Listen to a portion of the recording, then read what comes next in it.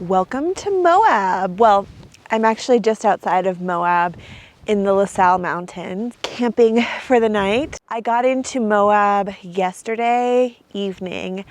I was in the car for I think like 14 hours yesterday, driving from California to eastern Utah, Moab. Bye-bye, Sam Sam.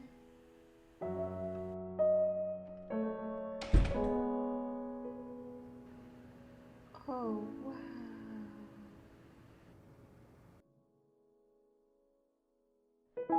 Part of my drive yesterday took me through Death Valley National Park, and I timed it perfectly so that I was driving past Zabriskie Point at sun up, which that's like the best place in the park to be during sunrise. That was a timely pit stop. It's almost like I planned it that way.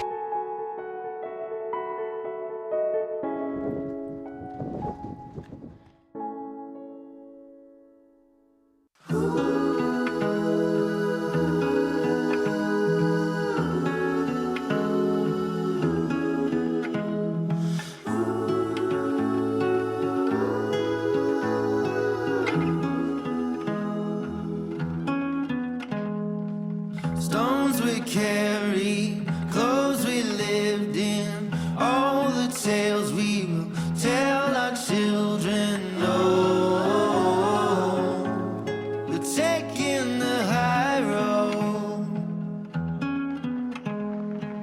Lay beside me, wake the morning, ever after, day reborn in. No, we're taking the high road. I'm setting the sun, I'm ready to run, I'm walking a tightrope. I give you the fall, spring singing a song, we're taking the high road.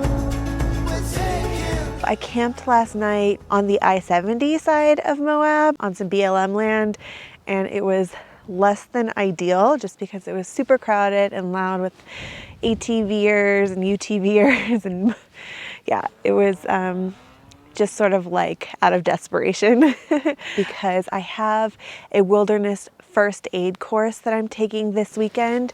So tomorrow I have my second day of courses for my wilderness first aid certification. It's called the WUFA. And today was a lot of fun. It's the first time in over a year that I think I've been in like a building environment in person with people like that. I was a little bit anxious about it, I think, last night, but I had a really good time today. And also I just really enjoy being around like-minded people and people that are outdoor professionals. That's so inspiring for me to be around people that are passionate and wanting to learn more. So I'm excited to go back tomorrow and for myself to learn more and just to spend more time with the group. But tonight, I'm just gonna enjoy.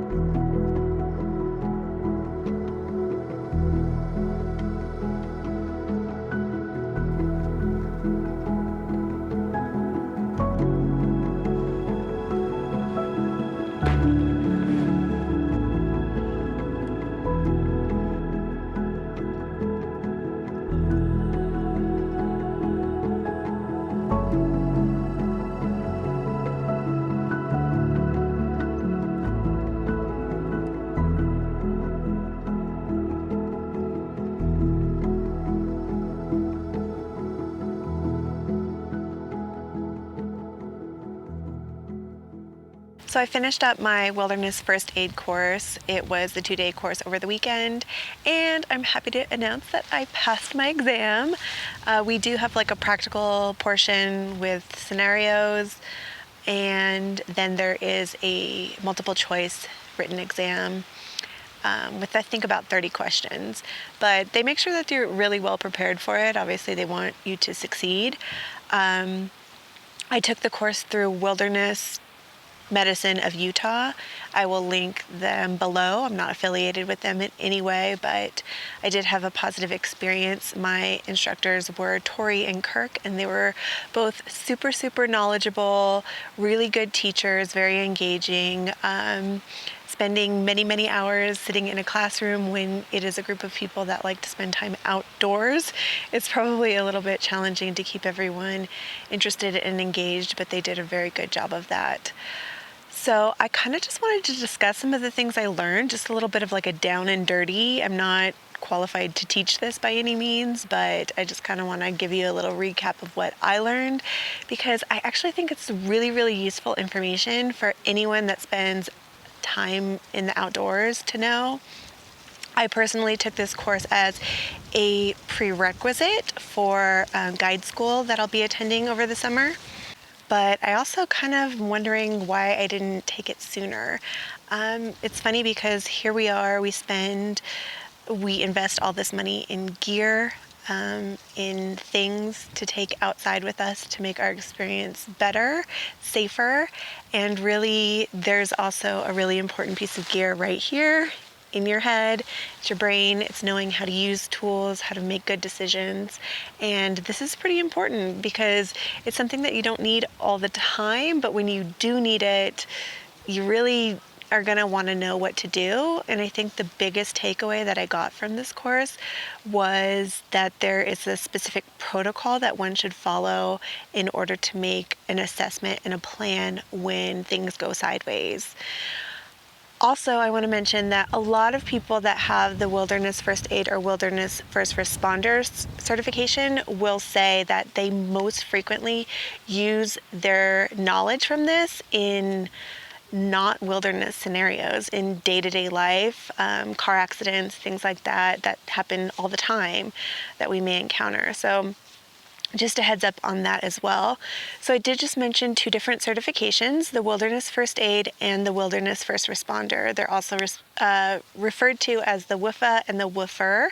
The WFA is the one I took. It's for me, it was a 2-day course, but it's a shorter amount of hours. It's also less expensive, which is why I went with that option for right now.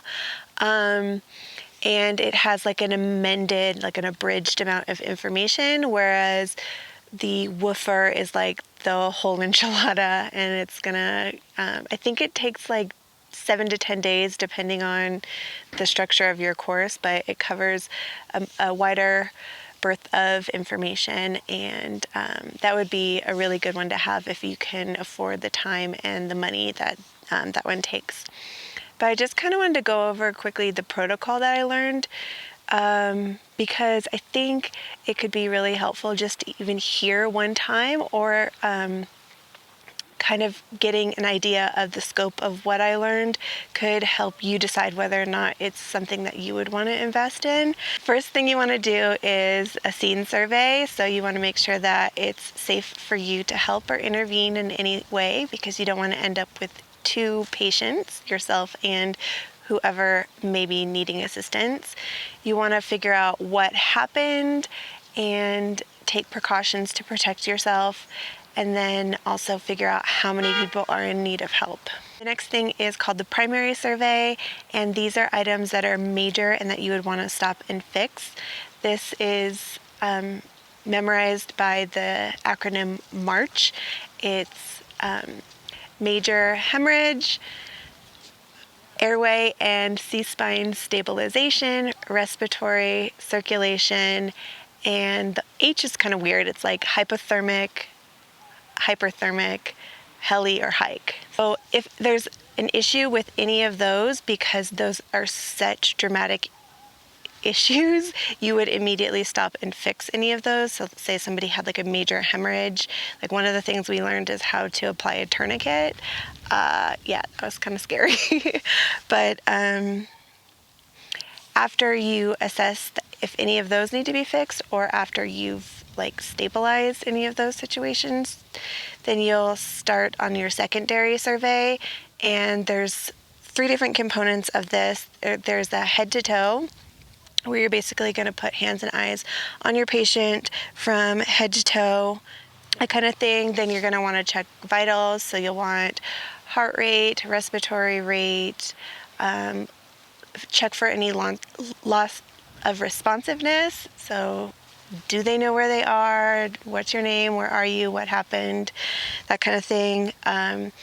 You want to check like their skin color and their temperature and moisture. Like, are they sweating excessively? Are they freezing cold? Are they turning blue? Things like that could be important indicators that something is wrong. And then you'll want to check to see if their eyes are what's called pearl, so that the pupils are equal, responsive to light. And you'll learn how to do that in that course. And then you'll want to go through a history and figure out any signs and symptoms, allergies, medications, their last ins and outs, and what's the last one? And events, like what happened. And then when did this start? So character, onset, location, kind of understanding if there's something that makes it better or something that makes it worse, and all those different, what's the background of this. From there, you'll actually make an assessment and a plan. So depending on what you theorize could be happening, you're going to make a decision of whether it's a GTFO, a load and go, or a stay and play. So do you need to immediately call for help? Can you start packing up and begin egress? Or is it hey, we can just put some Band-Aids on your blister? You wouldn't really put Band-Aids on a blister, but can we treat your blister and then continue on hiking or recreating?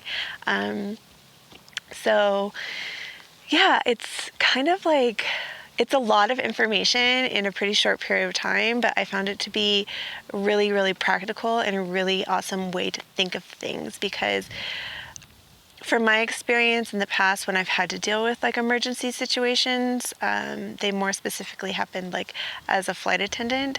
One of the things that we really, really learned during our safety week was that having a specific protocol for things, that you just have a muscle memory of that protocol, can help so much when things go, when there's an emergency situation. Because instead of panicking oh, I don't know what to do, you can just start in on what your training is, and you're going to end up in a better place than if you're just going here, there, and everywhere. The first instinct for most people when something really devastating happens, if they have a satellite communication device, it might just be to hit the SOS button. But really, it would better serve you and the rescuers to really figure out what the situation is first, and then make a plan based on your assessment of that. This course also really gave me the confidence to be able to intervene. There was a major message that I kind of got from one of the instructors, and that was that pretty much nothing you do is going to make the person worse. And I was particularly concerned with this when we were dealing with head stabilization, potential back injuries, neck C-spine injuries. So we learned about C-spine, and sometimes I was a little bit confused on doing the head to toe assessment and actually moving someone around when I was concerned about C-spine. And that's where it was communicated to me no, what you don't know what you don't know. And if you're so concerned with holding C-spine for this person, and they could have a major hemorrhage on their renal area or something like that because you didn't look, you were just too afraid to move them. So a lot of really, really, really valuable information. And again, I just want to reiterate that our greatest tool, our greatest piece of gear is actually our own knowledge. And so invest in yourself. I would really encourage you to learn about what you're dealing with in the outdoors, whether that's navigation or wilderness first aid, anything like that, where you can take courses and learn, it's going to make you much more confident and capable. So anyway, I hope that wasn't too boring. I know I just like threw a lot of information at you, but I just felt so like inspired by this course. I love to learn though, so maybe it's not for everyone, but like it could be. I think it was definitely worth my time, energy, and money. It was really fabulous to learn all of that stuff. So my certification will be good for 2 years, but even if you're someone that doesn't need to like actually hold a certification, it would be good just to get that background knowledge and walk away with like study materials that you could refer back to every now and again, and so you don't have to, go through the course again to recertify, but you just get that information. Anyway, thank you so much for watching. I appreciate that very much. If you got all the way to the end, awesome. Don't forget to give the video a thumbs up, and I will see you again on the next adventure very soon. Bye.